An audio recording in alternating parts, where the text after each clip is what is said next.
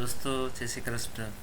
દોસ્તો આજના લેક્ચરમાં આપણે શીખવાનું છે કે બિલની અંદર આપણે terms of condition sales terms of condition કઈ રીતે આપણે એડ કરવાની છે. તો દોસ્તો એના માટે આપણે સૌથી પહેલાં જવાનું છે અલ્ટરની અંદર હું વાઉચર ટાઈપની અંદર જવાનું છે.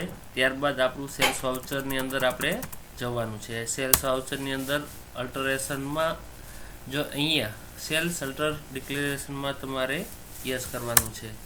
તો આ ડિક્લેરેશન છે તેમાં તમારે અહીંયા તમારી જે કંઈ કન્ડિશન હોય તે અહીંયા તમારે એડ કરવાની છે.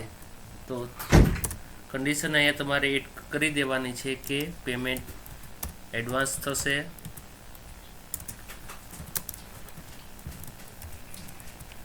બીજી કન્ડિશન છે કે ગુડ્સ સોલ્ડ, બીજી જે કંઈ તમારે કન્ડિશન એડ કરવી હોય તે પણ તમે અહીંયા કરી શકો છો. તો જે કંઈ પણ તમારે કન્ડિશન એડ કરવી હોય તે સિમ્પલી કોપી પેસ્ટ કરી વર્ડમાંથી કોપી કરી અહીંયા તમારે પેસ્ટ કરી દેવાનું છે અને વિન્ડોને સેવ કરી દેવાની છે. કંટ્રોલ A કરીને સેવ કરી દેવાની છે. પાછું કંટ્રોલ A કરી દેશું.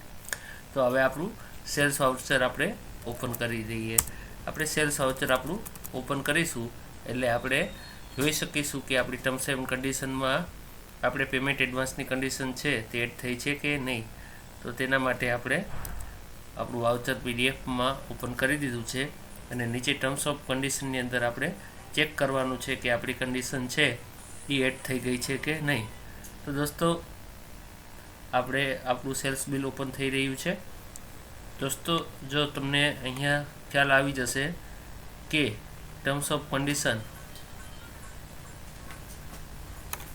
જો ડિક્લેરેશનની અંદર જો અહીંયા કર્સરમાં જો પેમેન્ટ એડવાન્સ અહીંયા તમારી કન્ડિશન છે તે એડ થઈ ગઈ છે.